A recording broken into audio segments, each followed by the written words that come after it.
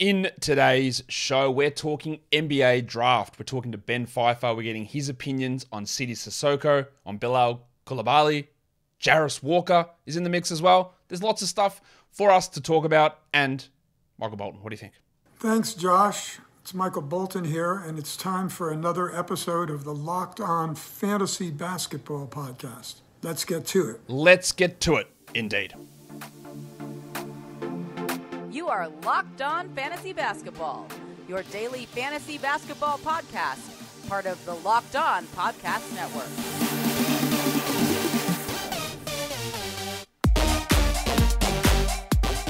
Hello and welcome to the Locked On Fantasy Basketball Podcast, brought to you by Basketball Monster. My name is Josh Lloyd and I am the lead fantasy analyst at basketballmonster.com, and you can find me on Twitter as always at redrock_bball, on TikTok at redrock_bball, and on Instagram at Locked On Fantasy Basketball. Today's episode is brought to you by Prize Picks. First time users can receive a 100% instant deposit match up to $100 with the promo code Locked On. That's prizepicks.com. Promo code is Locked On. Thank you for making Locked On Fantasy Basketball your first listen every day. We are free, and we are available on all platforms. So, draft stuff again today. I'll go through who we're talking about. We have already spoken about Bilal Coulibaly. We have already spoken about Sidy Cissoko, but Ben has got differing opinions because we spoke with Tyler Rucker about Bilal, and he was lower on him. Ben's higher. We talked yesterday. Not yesterday? I don't remember what day these are coming out. We talked to Chuck, who was higher on Sidy. Ben's lower. So it's going to be interesting. We've got Jarace Walker, Adem Bona, and Zach Edey on today's show as well, which is pretty exciting. So we might as well bring Ben in and chat to him. All right, let's bring him back in. It is Ben Pfeifer back on the show. Ben, welcome back.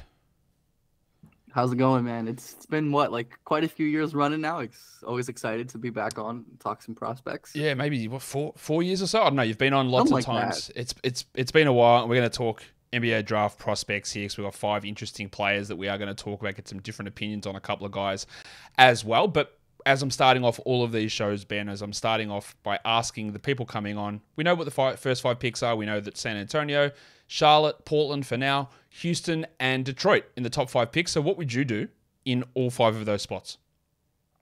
I mean, number 1, we don't really need to talk about. We don't. Number 2, I would take Scoot for sure. I think he's the best player available, by a good margin, just mostly because of how good he is and not because of disliking other guys. And I think the fit with LaMelo would be quite workable, just because, LaMelo is an amazing shooter, an amazing passer who, struggles to get to the rim sometimes. Scoot, an amazing driver, also a great passer with shooting issues. LaMelo, also a really good off-ball player. So I think that could be really good.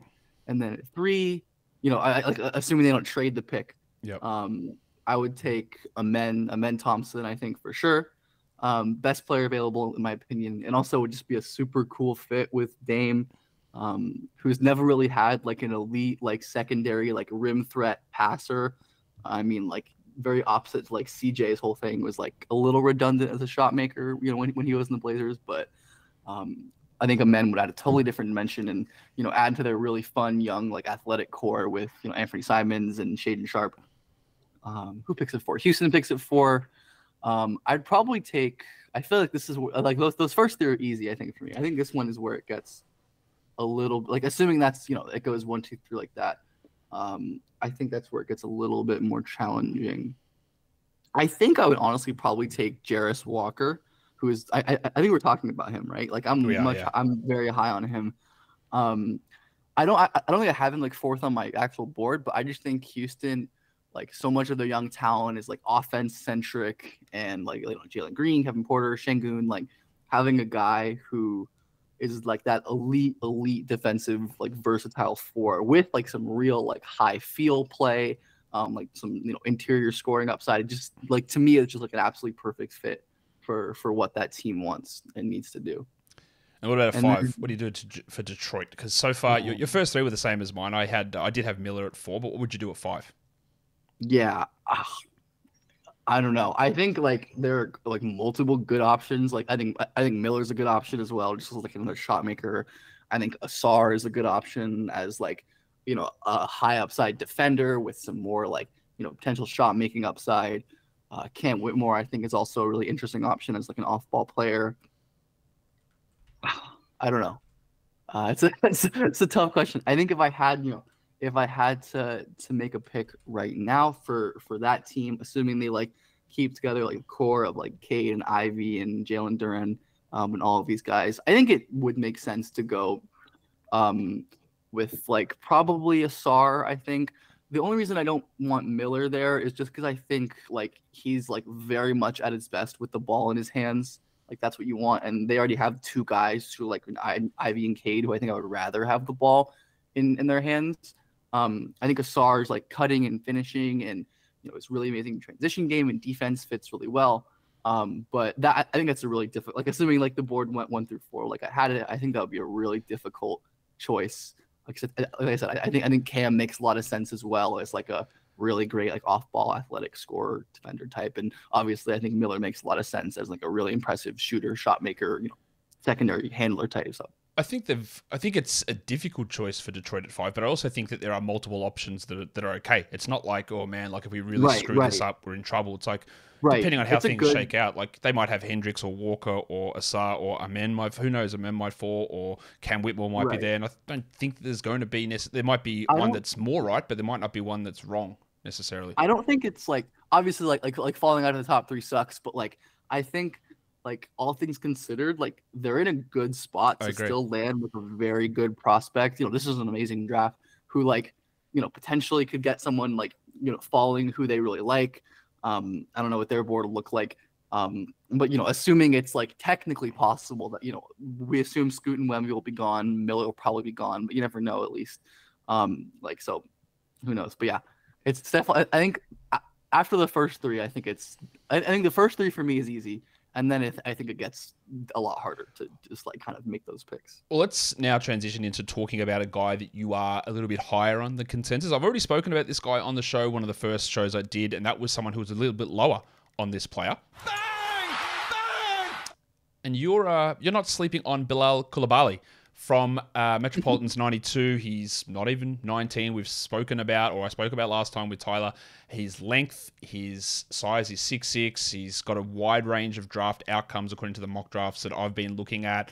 He put up really strong numbers in the junior competition over in France, and in the end of the season was putting up strong numbers in the senior team, playing next to Victor Wembanyama. So I've spoken quite a bit about Bilal already on that earlier show, but now you're here to sell us on why he is a good option. How high do you have him, and what's his what are his outcome possibilities? Yeah, I would definitely have him towards like the high end of that range you have up there, like the 12 to 33. I don't know exactly where, but I think like he's a late lottery, mid-teens type talent. I think you covered like a lot of it. The main thing is with his amazing physical tools, he's so quick. His first step is great. He's just a very fluid athlete, very good like working in and out of tight spaces as like a pick and roll handler, or attacking in isolation. And of course, he's like a really great leaper as well. Can get up off of 1 foot, off of 2 foot in traffic. As you mentioned, like was just like absurdly dominant as like an on-ball creator in like the junior, like the U21 league, like monster efficiency and usage and all that stuff and scoring volume. And then he was like, in the games I've seen in the numbers, like really effective in like an off-ball complementary role in like playing with Wemby, with the the more pro-level team. So I think with Bilal, for me, like the elevator pitch is just that like he's so young. He's already shown the ability like that he can be productive in multiple different roles at the professional level and dominant at like a lower level, to the point where it's like, okay, this guy's too good for U21. We got to move him up and see what he can do at the next level. And I think like when you have a guy who's like that, who's definitely like he has some rawness in terms of his shot, mostly just his 3-point like volume as well. He can definitely clean up his handle, like the finishing with his left hand. But I think when you have his level of creation upside that he's shown, that ability to like get easy buckets on the ball, to run some pick and rolls, to make some basic passes to the interior in transition, or like laydowns when he draws the help. I think there's a really interesting creator bet at like 6'6" and quite athletic. And I think defensively he's pretty strong as well. In my viewings, like I know his steal and block numbers are really good. Yeah, and then like in my viewings, like his explosive playmaking instincts, like really great like rim rotations and jumping the passing lanes. Like not like the most amazing on-ball defender, but like pretty quick laterally, and just someone who in my viewings is like more technically like play-to-play sound than many 18-year-olds, because like I think it's pretty normal for 18-year-olds, especially playing in pro leagues, to be bad, especially bad on like team defenders. And there are certainly moments of inconsistency with Bilal, but I think overall like it's a really good foundation. I tend to like really love these like upside creator swings, even if there is some downside for sure. I think the ceiling as someone who can really generate like good offense on the ball while being a plus on defense makes me, have him as that kind of talent. I think one of the encouraging things for him is that when he moved up to the top level team is that he still was efficient, 52% from the field, 38% from three, which was pretty in line with what he did even on higher volume, although he did only shoot 32% in the junior team. Now, again, we can look at the junior team and go, yeah, he's beating up on these kids, but that's what college players do. Not to say that French Junior League is the same level as the NCAA, because it isn't, but it's sort of a somewhere in between. Like you play in NCAA, you're going up against, it is an under 21 league or under 22 league, so to speak. Like that's sort of basically where you're at. Whereas, the French Pro League is pros. It's former college stars. It's European, very, very good players. I don't even know if Nando De Colo is still playing over in that league, but it's really good players. So that French under 21 league is sort of somewhere in between. So we can't just write it off as like, oh, he's just, why is he playing at this low level, when that's exactly what's happening for the NCAA guys. Is that, obviously different quality, but it's not a complete just write off to see those numbers. And that's what's, I guess, encouraging when you look at those numbers where he played 16 games there, averaged almost 22 points a game in 32 minutes. Like he dominated where he was supposed to dominate. Right, exactly. And for me, it's just that like, macro heuristic of like, well, yeah, like he destroyed who he was playing in front of him. Like, yeah, the competition isn't incredible, but like that's what star prospects do. They dominate lower competition.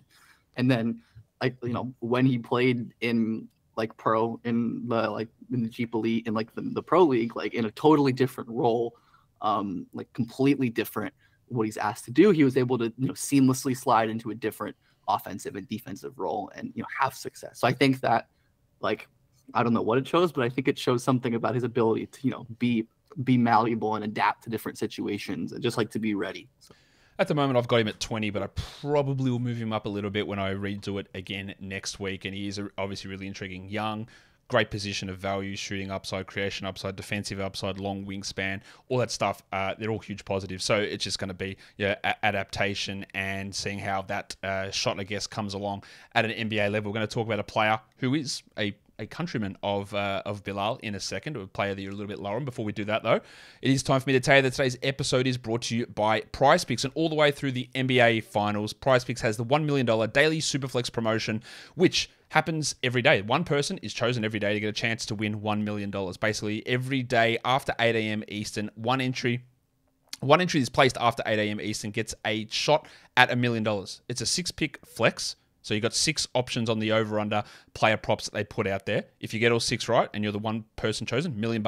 If you get 5 out of the 6 right, 80,000. You get 4 out of the 6 right, it is 16,000. You go to prizepicks.com/million. You find all of the information. That's where you can opt into the contest for the $1 million entry. And once you opt in, all you do is play the game like normal, and you could be the lucky winner. But you don't have to do it just for basketball. You can add other sports in there, NHL playoffs. You can add baseball in there. If PGA golf is going on, or NASCAR, or boxing, MMA, whatever, chuck them all together. All the individual player projections. Just choose more or less than those. Put them together, and you are set.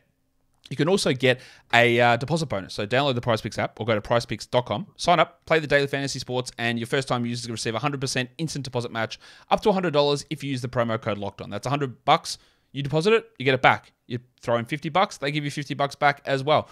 Don't forget, enter that promo code LOCKEDON at sign up for an instant deposit match up to $100. All right, it is time for a reality check. Bang! Bang!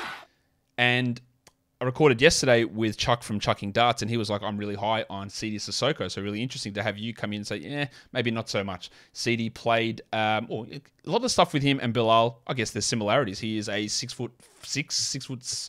The heights are all over the place for him, and I talked about this with Chuck yesterday about his weight measurements, and it's listed on Tankathon at 175 and on Real GM at like 210 or something. So there's big differences in heights and weights, but he's a wing. He's French. He's 6'6", let's say. who is profiling with really good defensive numbers. The shot numbers probably aren't as encouraging. So why would you say you're down on Sidy, who is probably going to be is more likely to be drafted in the 20s, maybe start of the second round? Like, what aren't you seeing with him after his season in the G League? Yeah, I feel like Sidy is one of my biggest departures from draft Twitter and just general consensus.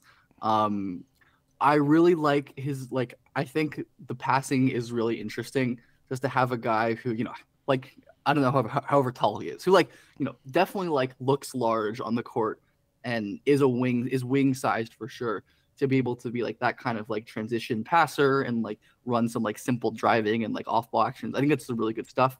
But the main reasons that I'm worried about Sidy, well, first of all, I am pretty low on his defense. I think he's just currently a pretty bad defender, which was, as I mentioned before for Bilal, is not a super crazy red flag for players as young as he is, especially playing good competition like the G League. But for context, in my opinion, I think his defensive awareness and instincts and just general feel for how to defend at a high level are significantly lower than Bilal at this level, just for a comparison that it's easy to make. And I think the tools he's pretty athletic, he's a pretty good leaper in space. I think my favorite thing about him is just how he uses his length to disrupt on and off the ball. But I think he's just very far away on defense to me, and the upside isn't as high as someone like Bilal, which gives me pause to think okay, if he's this much of a struggle on defense and he can't be elite, what is the value there? And then offensively, I think my biggest concerns are the shooting, I think definitely, but also is the scoring aggression. In my view, he's just a very timid scorer. It's hard to be a role player at lower levels who's just very timid and doesn't score a lot, and then to do the same thing at the NBA level. PJ Tucker, Torrey Craig, Dorian Finney-Smith, all these guys were high usage on ball creators in college or wherever they went before. And in my viewings, Sidy is just often will get to the rim. He's an okay handler, okay burst for a guy his size. He'll use his strength and his size to get an advantage, just won't even look at the rim. Or will look to pass or something like that. And I think that is a big problem for me as someone who when your main thing is being a passer, and you can't generate, you can't force the help defense to come over and to make you work and to make those passing angles open. I think that's a struggle. And obviously when you have questionable 3-point shooting, that just compounds the issue. And I think the passing is also a little overrated based on what I've read and what other people seem to perceive. I think because he is such a flashy passer, he has some really impressive no looks and stuff. I think prospects who have that as a tool can get overrated as a passing just because the highlights look so good. And there definitely is some real passing skill at his size. It's impressive. But I think the high level reads in pick and roll, he will miss more reads that I'm really comfortable with calling him an elite passer, and then that lack of scoring gravity. So that's just kind of my main concerns with Sidy wrapped up, and why I would definitely have him towards the lower end of that draft range that you have up there, as someone who I definitely think is valuable somewhere in the draft as just a big playmaking forward potential upside swing, but not someone I'm as confident betting on in the first round. To rebut someone, not even to rebut, to give you an argument against it, I agree in terms of these guys that can't generate usage at a college level. That was one of the reasons I was pretty skeptical of, say, Dalen Terry last season. It's bro, you're so hesitant to score or do anything that I don't know how that works in the NBA. And we saw 5 minutes of him playing in the NBA this season. Right. We didn't see any of it, so I don't know whether it's going to work. But I was skeptical there. But I will say that in the G League, it's a little different. He's not the number one guy there. We are talking about Scoot Henderson, Leonard Miller, both who are going to be first-round draft picks, obviously Scoot high, who are, this team is structured, I guess, around Scoot and then with Leonard Miller and some other NBA veterans on this team to provide that level of, so he's sort of in more of a, this is the role you'll play in the NBA situation, not you are put in a position where you are dominating. And then there was a stretch, and I talked about this with Chuck yesterday, where I think it's when Scoot was out, where he had 20 points in 5 consecutive games through the end of February and end of March, where he upped his usage. He was able to provide still really good defensive stuff and still pass, but was able to show that extra scoring touch when that opportunity was afforded to him, which makes me go, that's interesting, because there are often players who, when they're given extra opportunity, just don't do anything. They do exactly the same thing and they sit back and they're not aggressive. But to me, that was a little bit interesting to see that he was able to scale up in those opportunities that he was given. Yes, it went back down, but I think that the difference between him and those other players is that the G League Ignite setup wasn't set up for him to be the star. He was set up to be that third guy probably, and sort of played that role without that opportunity to be a high usage player. Yeah, and it's interesting with the G League, like, just because like this is still a relatively new like pathway. Like, we're only in year 3? Yeah, 3. Yeah, I think it's been six players that have come into the NBA, I think. Right, exactly. And like, it's it's hard to like take away much, and it is different because like Ignite is like directly preparing them for the NBA. Yeah. Like, obviously, like the ultimate goal like of a college team is to win the national title. It's the needs of like the prospects are secondary, but for Ignite it's like the opposite, like the needs of the prospects. So I definitely think that's an interesting point, like of he's getting ready to play, like this is the role he's probably going to play in the NBA. So yeah, I mean, I think there is definitely intrigue there. I just I think there are other guys I'd prefer, and the questions about the shot making and the scoring and the defense just give me some pause.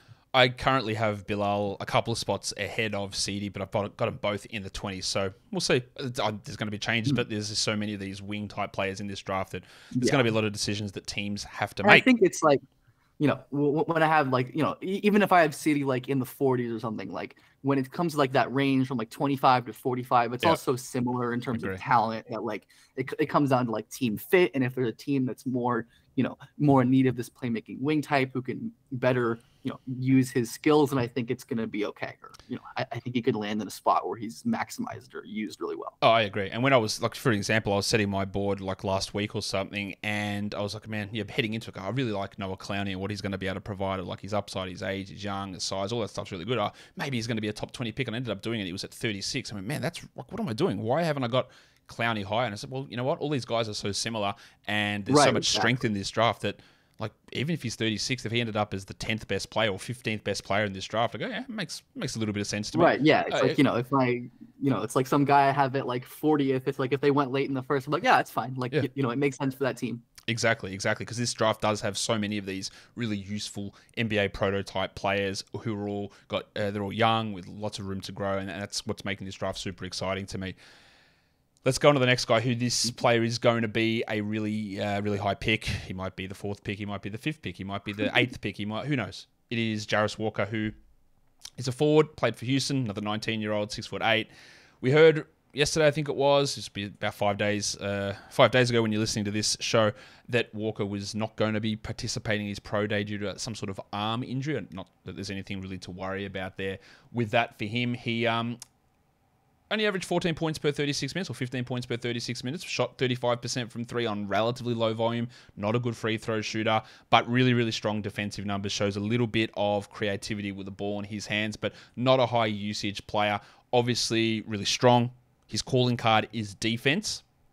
You've already talked that you would have him right at the top of the draft there at number 4 ahead of a Brandon Miller. I am a little bit lower on Jarace. In fact, I've got him behind Taylor Hendricks so far on my board. I think that Hendricks' shooting ability is probably just a little bit more advantageous to me. So Walker comes in, strong guy, really good defensive play. You talked about him going to Houston, and that begs the question for me is, do you think that Houston obviously drafted Jabari Smith last season at pick 3, and he's played basically the 4 all season. Can Jarace play next to Jabari Smith? Can he be a 3, or is he going to be a maybe slightly undersized 4, or can he sort of be a little bit more perimeter orientated? I think him and Jabari would like actually make a lot of sense skill wise. Obviously, like I feel like they kind of complement each other well. Like the main thing Jarace is lacking is like the elite outside shot making, which Jabari is assuming his his shot regresses to kind of what we think it will be.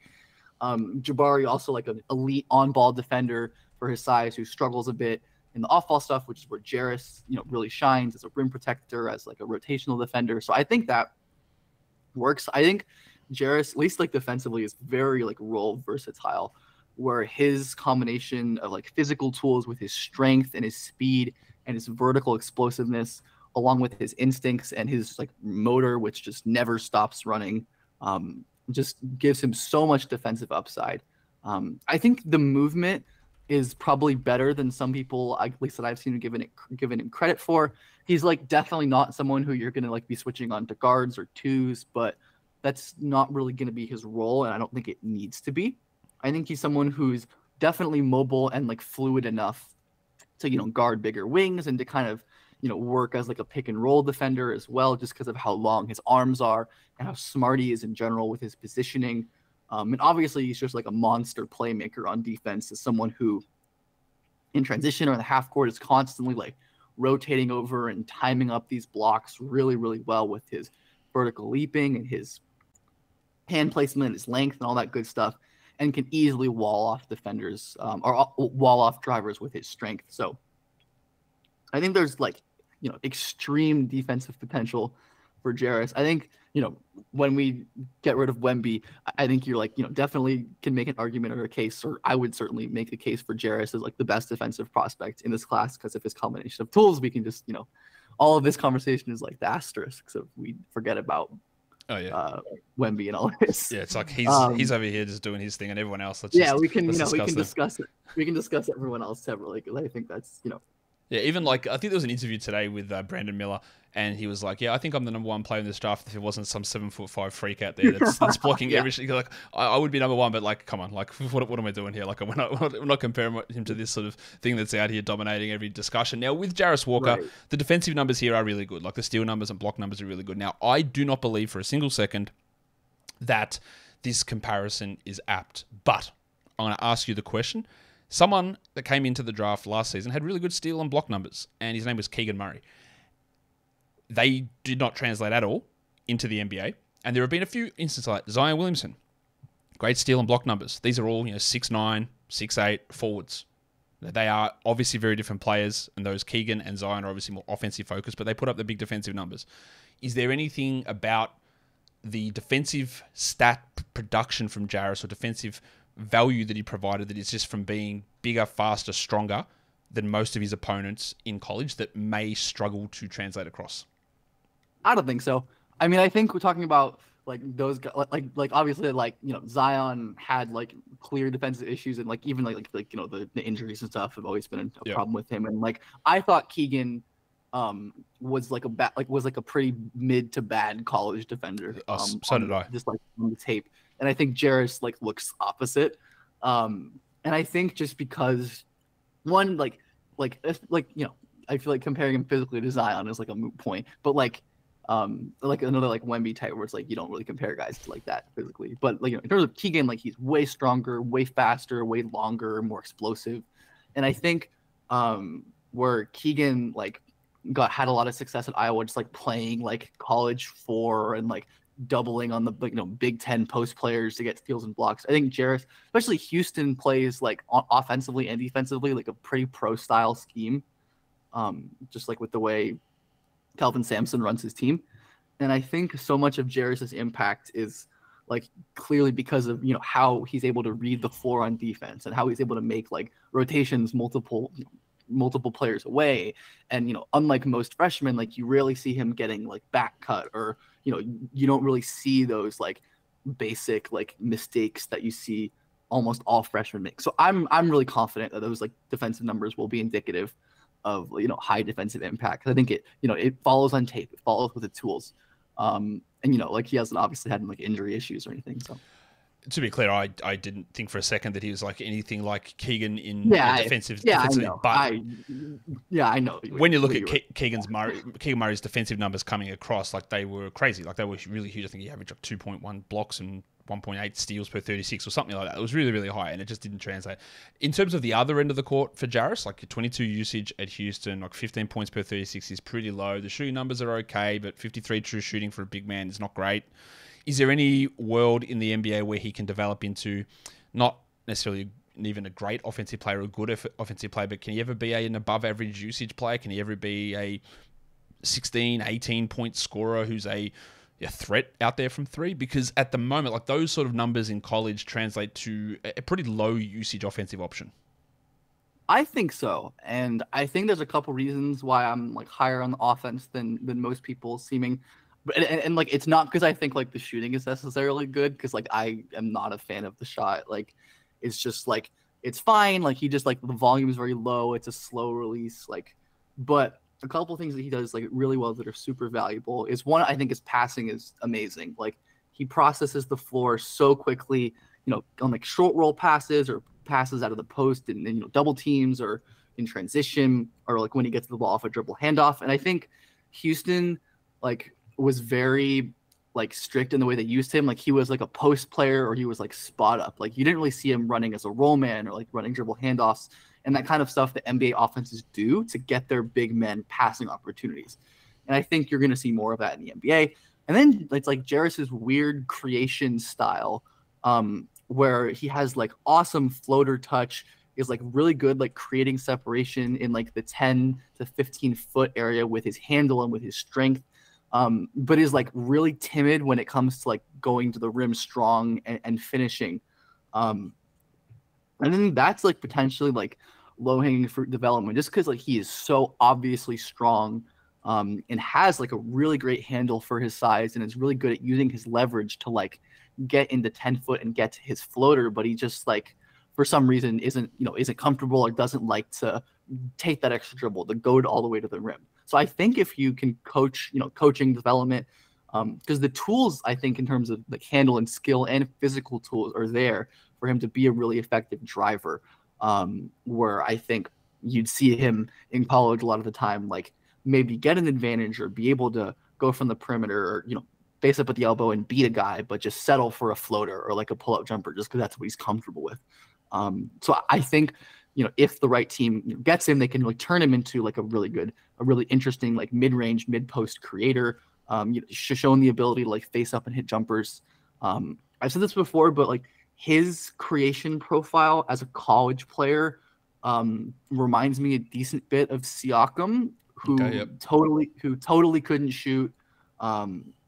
Love was like made most of his money in like the short mid-range, like 10-foot step through area, just like Jarace. Siakam was like faster, more fluid.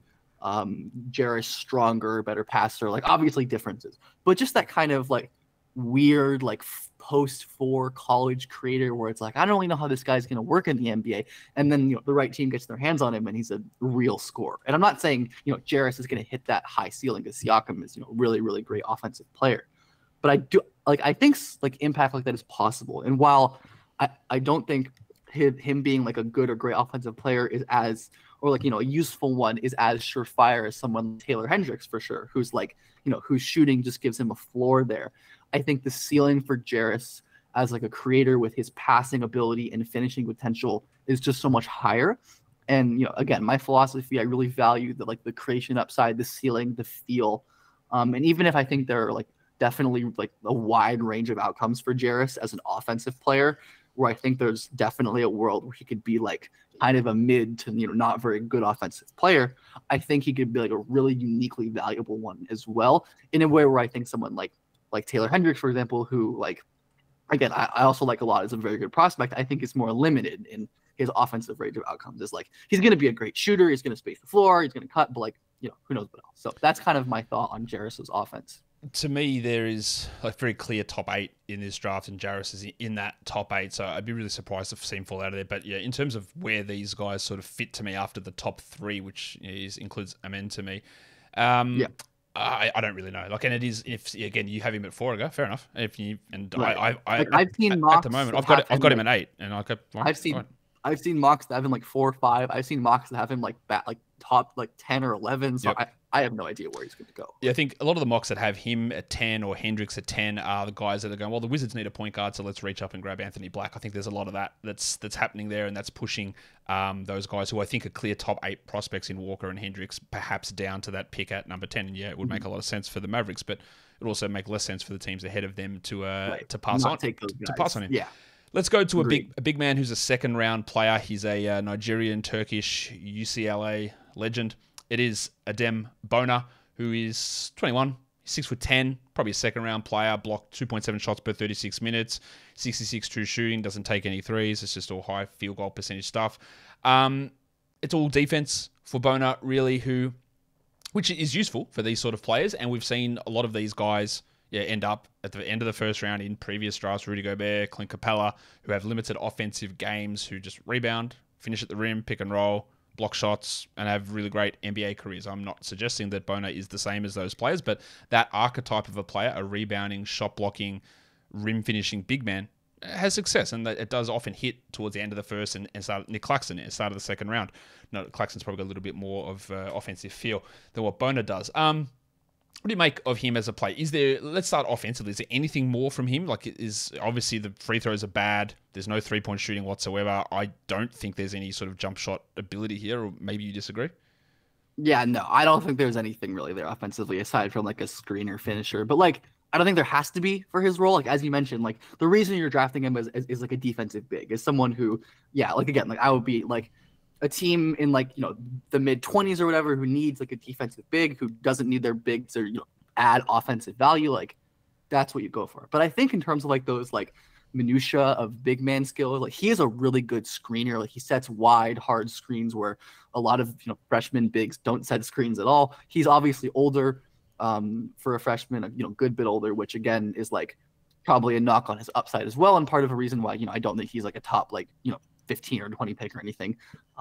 But he's like, his screening is really good. He's, he's comfortable like sealing and carving out angles for ball handlers. He got better at that as the season went along. He's really good like carving space with his strength and his verticality as a finisher. I think he could be a really like effective, lob finisher. UCLA didn't have like an incredible point guard, of course. So playing with someone who's like a really good lob or pick and roll passer in the NBA would help open him up to that a bit. Like he's a good rebounder. So like, I don't think there's anything there on offense. Like, I don't think he's ever going to be a shooter or a passer or someone who creates, but I just like, don't think he needs to be. Like, that's not his role. And he, if he's just like a guy who can dunk and set screens and rebound, assuming he hits a defensive outcome, I think that's totally fine for him. Yeah, I think it is too. I just realized I had the wrong age for him up on the screen. He's not 21, he's 20. So he's, again, a bit older as a freshman. Other second-round big men, like I spoke with Brian about last week, Day'Ron Holmes, who's more of an offensive-focused big man. How do you see like the games of both of those players, like a Bona versus a Holmes? Like, what do you think ends up being more valuable to NBA teams?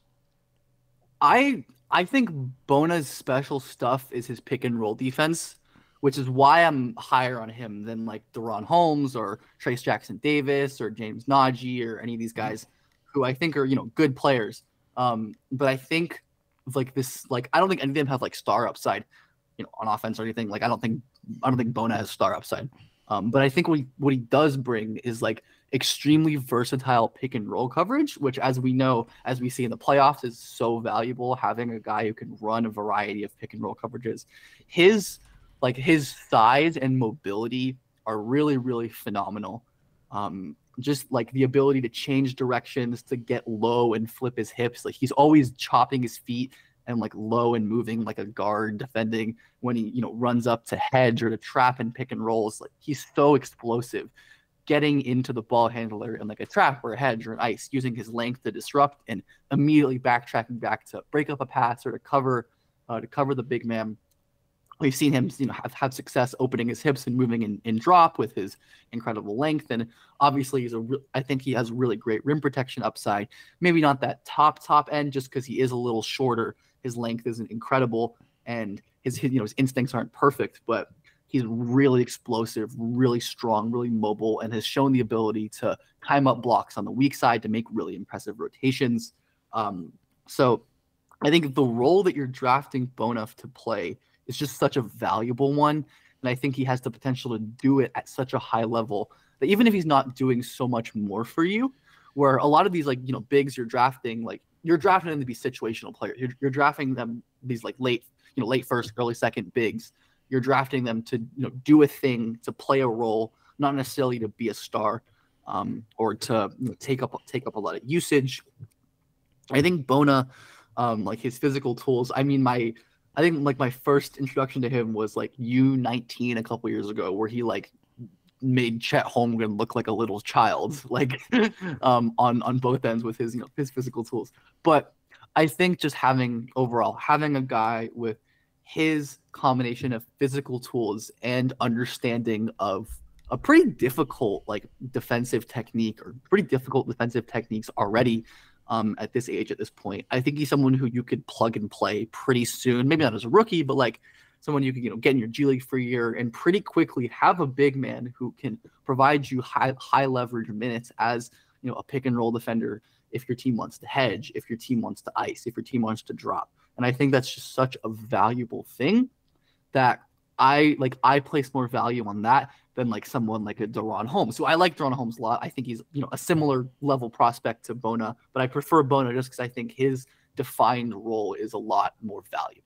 I agree. I think that those higher usage offensive centers just aren't as useful as a guy that can come in and just protect the rim and be that interesting defensive prospect, and you don't need him to do a huge amount of stuff. And I think that's really useful. But that brings us to the last player we're going to talk about, Ben, and that is a high usage big man, and it's Zach Edey. Now, I was getting, during the season, a lot of comments randomly through my YouTube videos. Man, what do you think about Zach Edey for next season?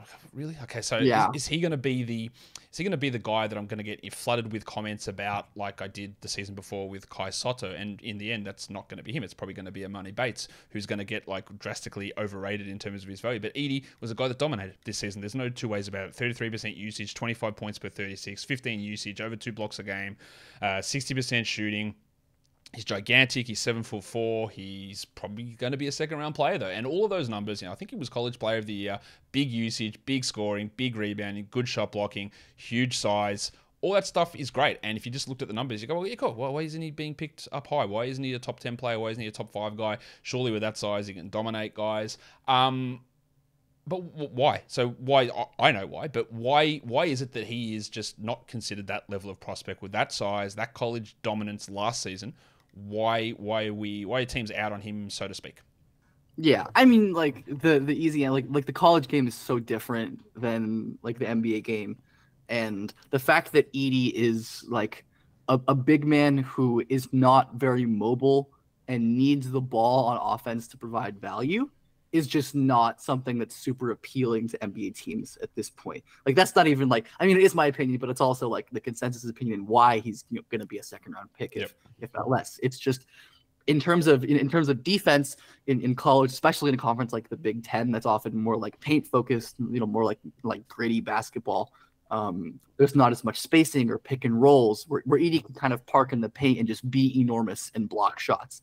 But when you saw him play against guards who are really quick or guys like that, and especially in the tournament, you saw him, struggle against quick guards who can move him out on the perimeter and force him to very inverse to Bona, who has such like a valuable defensive skill, where if you ask Edey to, play these kind of difficult pick and roll coverages, he's going to get roasted. Like that's just, like unless your name is Victor Wembanyama, like no 7'4" player should be like reasonably asked to do that because they just like, the mobility isn't going to be there. Defensively, like even though like when you park him at the basket, like yeah, he's going to be able to deter shots. He's like a post defender as well. And then offensively, again, someone who is like a dominant, like he's like high usage threat on offense.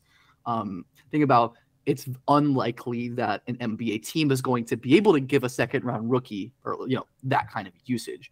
And when Edey doesn't have the ball in his hands, he's just not giving you a lot. Aside from rebounding, which is valuable, but I think there are lots of other guys who can rebound. He's not a good passer. He's not a real decision maker. He's just like an okay screener. He doesn't shoot the ball. So when you have someone like that, as like you're drafting as like a rotation level big, I think you want someone who can like provide value next to your your stars, next to your bench players. I think the most likely path for Edey is just as like a bench scoring hub, which is like would be really weird, honestly kind of Boban-ish. I was just gonna say that it's hard to compare to Boban just because his touch is so like all time special. And you see even someone like him with like that incredible skill and size can never be more than like a regular season rotation player. Yeah, comes in and has like 10 points in 5 minutes and has to sit down again. Right, exactly. And I think like to me, that is just not something I want to spend a draft pick on. Like, I think there are, like, Edey is more likely to, like, get on an NBA team or, be on a roster, play regular season minutes than a lot of guys that I might have over him. But I just think, like, the high-end value there is just not there at all. Like, he's not someone who you're going to be able to play in the playoffs, I think, almost certainly. I don't think anyone's really making that argument, just because, he's probably not going to be a star scorer. You're going to have to play him with other players who can pass and shoot and defend and stuff like that. And just, I think teams will prefer players who, have a more scalable offensive and defensive skill set. Guys who are, bigs who can be awesome screeners and lob threats. It's hard for Edey to, really be a lob threat, even though he's very large. And if he catches the ball around the rim, he can finish, but it takes him a long time to get from, setting a screen to the rim. Whereas someone like Bona or Trayce Jackson-Davis or Duran can, sprint to the rim and catch a lob like that, and get up really vertically. So, I mean, Edey is being giant and having obvious skills and utility as a college big. I just don't think any of that is really translatable to the league. I think he's probably going to end up dominating somewhere in Europe, which is not a slight. I think he's a pretty good chance to be a very good pro in some overseas league, which is not a bad thing at all. It's that's a great way to make a living as a basketball player. But I'm just skeptical of his ability to actually provide value on an NBA court. Three of the biggest names in college basketball over the last few years, I think a few of them have won Player of the Year, have been Zach Edey, Drew Timme, and Luka Garza.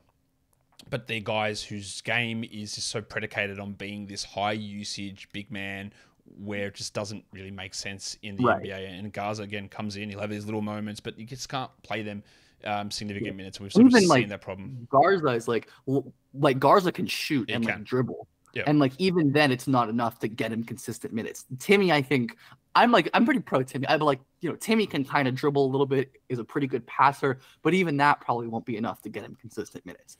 And that's just the kind of thing with these post-centric college bigs who don't have any special defensive utility. That's just not what the NBA is anymore. It's all about although the best players are big men, in terms for everyone else, it's about pace and space still. And if you can't be the centerpiece of an offense as a big man, it's a lot more difficult.